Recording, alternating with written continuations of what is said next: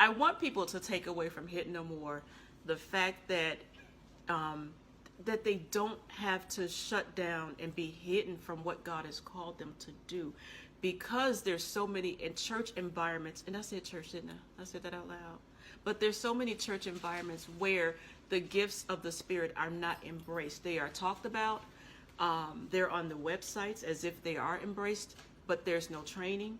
There's no development. When people ask, they're being refused. When they're asking for resources, they're being turned down. And the first thing you want to do when you realize that God is doing something in you, the first place you're going to go is your spiritual leadership. And when your spiritual leadership kind of shuns you or doesn't give you what you need, then you're forced to go outside and learn. And then you got to trust that where you're going to get your information, where you're going to get your learning, where you're going to get your training is going to be the right stuff. So it takes a lot of prayer. It takes some fasting to say, okay, God, order my steps. Who can help me to understand this prophetic call? Who can help me to do that? Well, Satrice was there. Mia, in the beginning, it was like they were playing off of each other, but neither one of them knew that this one was helping and that was helping. Different people on Periscope. I would log in randomly and catch different people on Periscope. Different people who were prophets and prophetess, and so when and it would be like if I can log on at Periscope at 3:00 in the morning, somebody would be there with some training and teaching that I needed.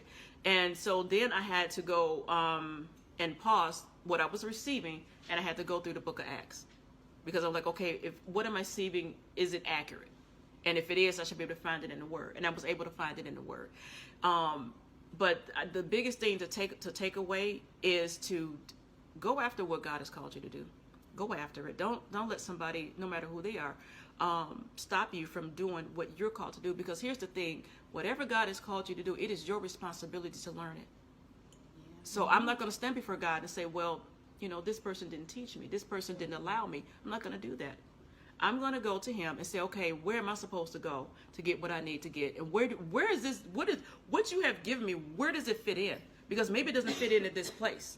Maybe it doesn't fit in at this place. Where does it fit in? For me, it began to fit in on Periscope. And then it began to fit in by inviting people over. But it didn't fit in where I was. So, and it wasn't embraced. It wasn't even desired. It was talked about. It was made to look as if, but it was not. The reality is that it was not. And after a while, it's like, okay, I'm not dumb. I'm not stupid. You know, so don't think that you're crazy. Don't think that you're stupid. Don't think that you're dumb, because people above you may think that they know more, and a lot of times they don't. A lot of times they don't. A lot of times it's an insecurity for them in the area that God is calling you to.